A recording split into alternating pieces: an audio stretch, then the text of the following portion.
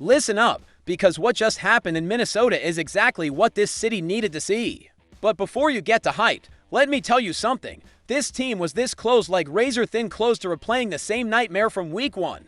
And when I say close, I mean dangerously close. We're talking about decisions that make you wonder if we've learned anything these past few months. We've got a veteran defensive tackle who finally woke up when we needed it most, but why did it take until Week 11? We've got an offensive coordinator we all celebrated when he got here, but his third and fourth down calls nearly almost cost us another divisional meltdown, and we've got a rookie running back who's exactly what this team needs in short yardage situations, but for some reason wasn't getting the rock enough. This 19-17 win over the Vikings keeps us alive in the division at 7-3, but Chicago, let me be real with you, if we don't fix what I'm about to break down in this video, this same scenario is gonna blow up in our faces when it really counts. Stick around till the end, because I'm laying out exactly what's broken and what needs to change now. And if you're a Bears fan who wants real, unfiltered analysis, hit that like button and subscribe. This family's growing, and you need to be part of it. First story, let's talk about Grady Jarrett. Because finally we saw the guy Ryan Poles brought to Chicago. 4 pressures against Minnesota, including the pressure that forced that wild interception from J.J. McCarthy that Kevin Byard snagged. 4 pressures. You know the last time Jarrett had 4 pressures in a game this season? Never. This was his best game of the year. Now let me ask you this. Why did it take until Week 11 for this man to show up like that? Because here's the deal with Grady Jarrett. This dude was an all-pro with the Falcons, one of the best interior D linemen in the league for years. We brought him here specifically to generate interior pressure, which is exactly what Dennis Allen's defense needs to function. But look at the numbers before this game. He was basically invisible, and I'm telling you, when a vet like that disappears for 10 weeks, it's not just on the player. That's on how you're using him, how you're prepping him, how he fits into the system. Here's the thing, Chicago, interior pressure is the heart of any successful defense in today's NFL. Why? Because when you collapse the pocket from the inside, the quarterback can't step up. He can't extend plays. He can't pick apart your secondary. And with the injuries we've had in the backfield, we need that interior pressure more than ever. Look at what happened against the Bengals 2 weeks ago. They dropped 42 on us, 42. Why? Because Joe Burrow had all day in the pocket. Our edge guys were getting there, but he just stepped up and shredded us. That doesn't happen when you've got consistent interior pressure. Now here's what really worries me. Was this a flash in the pan? Or did Jarrett finally find his groove? Because I'm telling you, if Jarrett can give us 4 pressures a game the rest of the way, this defense is dangerous. But if he goes back to being invisible like the first 10 weeks, we've got a serious problem. Think about it, we're 7-3, still in the hunt, but we've got the Packers twice. We've got the Lions. These teams have elite offensive lines. Jordan Love's gonna have time if we don't bring pressure. Jared Goff, who knows us like the back of his hand, will pick us apart if we give him a clean pocket.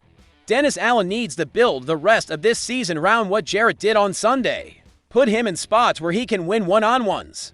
Use him in stunts with Austin Booker and Joe Tryon-Shoyinka. Maximize what we finally saw against Minnesota, because here's the reality, Andrew Billings is solid against the run but doesn't bring pressure. Gervin Dexter is still developing and inconsistent. Jarrett is the only proven interior pass rusher on this roster. And if we don't take advantage of that, if we let him fade again, we're wasting a key piece. And you know what else this tells me? This team needs to invest in the D-line in the draft and free agency. We can't rely on a 31-year-old vet with a rough season to be our only answer inside. We need depth. We need youth. We need options. Look at what the Lions are doing with their D-line. Look at that rotation. They've always got fresh legs. Always got someone who can win there. Matchup. We don't have that yet. And until we do, we're gonna have games where we need one guy to have his best game of the year just to win by 2 points. But for now, for this moment, let's celebrate what Jarrett did. 4 pressures, 1 game-changing play, exactly what we needed when we needed it most. The question is, can he keep it up? Can this become the norm, not the exception? Because I'm telling you, if Grady Jarrett plays like this the rest of the season, this defense can carry the Bears to the playoffs. But if this was just a good day against a rookie quarterback like McCarthy, then we're in trouble when we face the elite QBS in our division. Time will tell, but for the first time all season, I've got hope that we finally figured out how to use this man the right way. Second story now, let's talk about something that's got me straight up pissed and confused at the same time. Ben Johnson, the guy we all hyped up when he came over from Detroit. The offensive genius, the guy who was supposed to revolutionize our attack, and against Minnesota, he almost cost us the game with play calling decisions I honestly can't explain. 7 for 18 on third down, 7 for 18, you know what percentage that is? 38.9. That's unacceptable for a coordinator of his caliber with the talent we've got on this roster. But it's not just the percentage, Chicago, it's how we failed on those third downs. It's the decisions Johnson made in key moments that have me questioning if he really understood how big this game was. 3rd and 5, huge situation, and Johnson calls a run with Travis Homer, not Dander Swift, who was running well, not Kyle Monange, who had just shown he can grind out tough yards. Travis Homer, a guy who's barely touched the ball all season. Someone explain that logic to me. And then there's the plays where Johnson gets the cute light formations on short yardage. A play where Tyson Bagent is lined up as a receiver or something. I get wanting to be unpredictable. I get keeping the defense guessing. But there's a line between being creative and being too smart for your own good. Let me ask you this. When's the last time you saw Andy Reid get so creative on 3rd and short that he forgot to just run what works? When's the last time Kyle Shanahan outsmarted himself in a key moment? Doesn't happen. Because great coordinators know when to get creative and when to just impose your will. And I believe I'm telling you Johnson has so much talent, so many plays in his book, that sometimes he falls in love with his own creativity and forgets the basics. Because when you've got Caleb Williams, DJ Moore, Rome Odunze, and Luther Burden III, you don't need to reinvent the wheel. You just need to put them in position to win. But here's what really got me. That delay of game on 4th and 5 in the 4th quarter. 4th and 5. Game on the line. And we take a delay of game that forces us to kick. Then Minnesota goes down and scores to take the lead. How does that happen? How does a coordinator with Johnson's experience let his offense take a delay of game in that moment? That's not creativity. That's not aggression. That's bad game management. Period. And Johnson admitted it after the game. Said those are the ones that hurt because they're self-inflicted. And he's right. But Chicago, here's my issue. We can't keep having these self-inflicted mistakes in Week 11. Not when we're 7-3. Not when we're fighting for the division. Because look what happened. Minnesota scored 14 points in the 4th quarter. 14, just like in Week 1. And if it wasn't for Devin Duvernay's kick return and Cairo Santos' field goal, we'd be talking about another 4th quarter collapse against the Vikings. And you know what's most frustrating? Johnson knows this. He said it felt like deja vu from Week 1, that we made just enough plays to win. But just enough isn't the standard, Chicago. The standard should be dominating when you've got the lead. The standard should be closing out games when you've got the chance. Now, to be fair, it's not all on Johnson. Caleb Williams missed some deep throws. The O-line struggled. 2 open lanes against Minnesota's front. Execution wasn't there in key moments. This is a team sport, and everyone's got to be accountable. But the offensive coordinator is the one who puts players in position to succeed. And when you call a run with Travis Homer on 3rd and 5, when you take a delay of game on 4th down, when you get so creative you confuse your own offense, that's on you. Let me ask you, did the Lions have these problems when Johnson was there? Because I watched that Detroit offense and they executed on 3rd down. They closed games. They didn't get so creative. They forgot the basics, and here's what worries me going forward. We've got the Packers. We've got the Lions. We've got huge divisional games where we can't afford to convert just 38% on 3rd down, where we can't afford to let teams score 14 in the 4th, because Matt LaFleur isn't gonna let us off the hook if we give him chances. Dan Campbell's not gonna show mercy if we collapse late.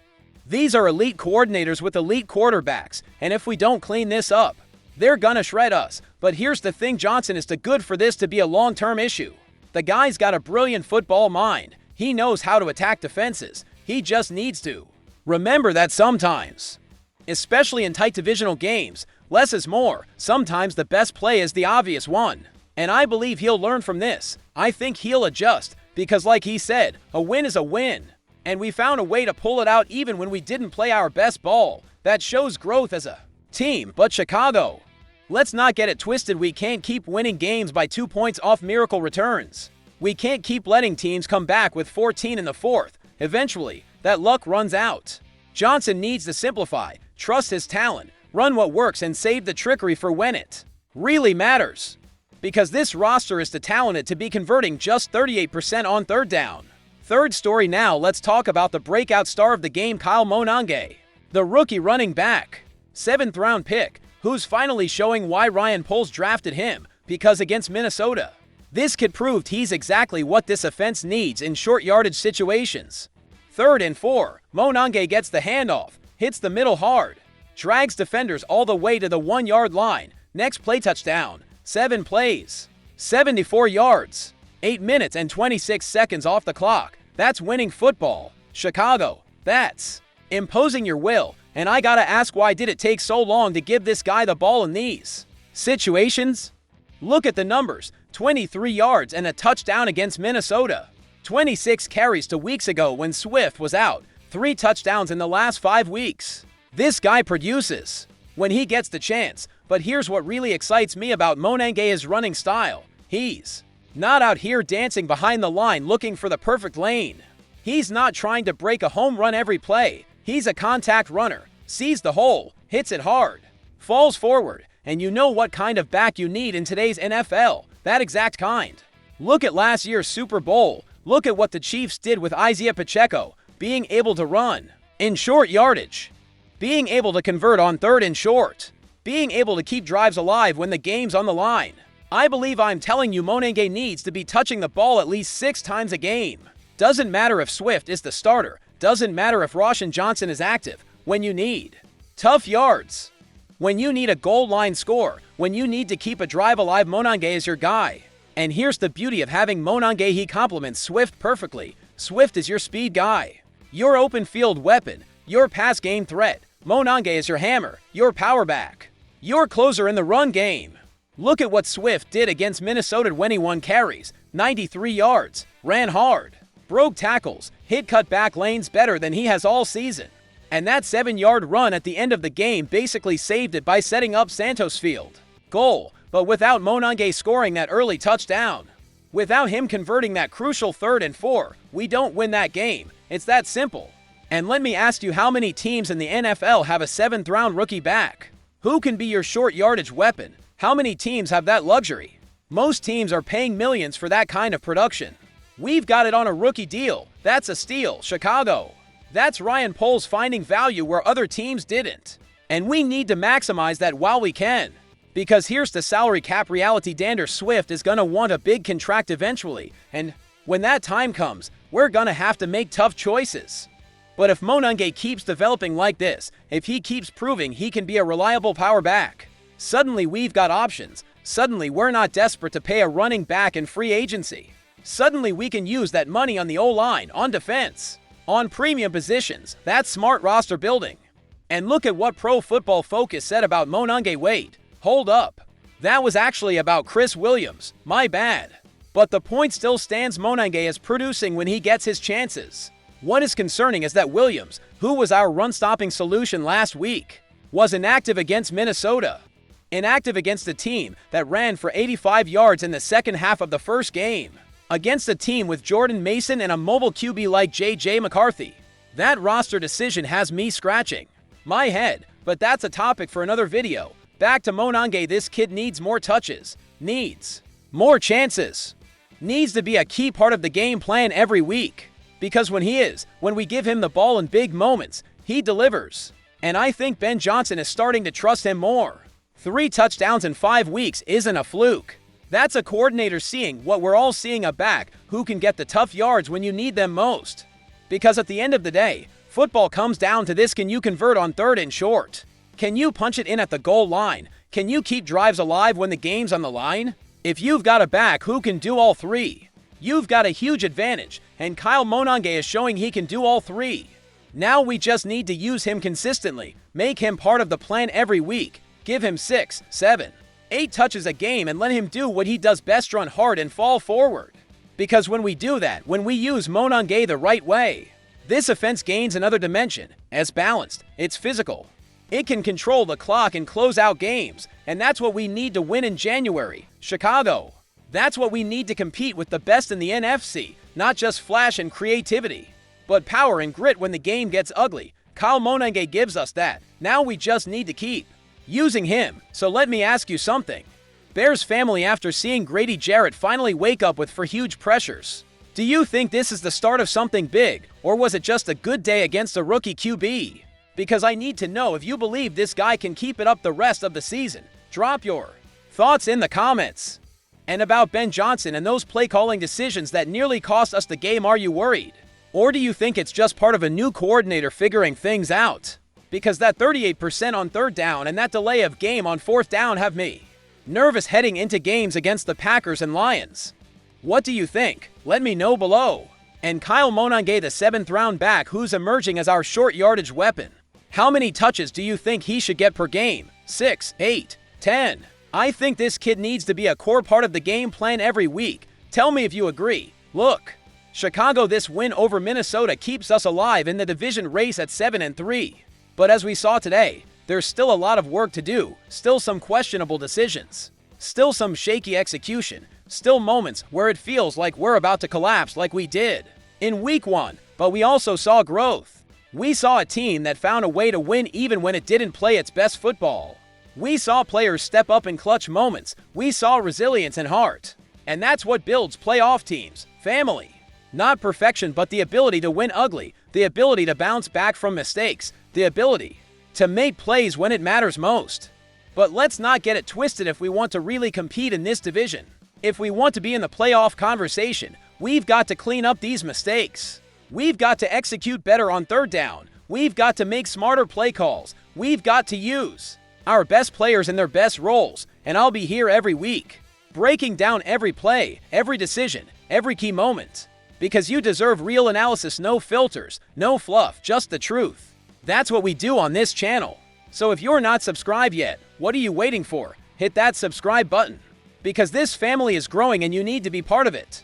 You need to be here for every breakdown, every debate, every moment of this historic Bears season. And if you liked this video, if it made you think, if it gave you a new perspective, hit that like button. Help the algorithm. Help more Bears fans find this content, because together, we're stronger. Family, the Packers are coming. The Lions are waiting.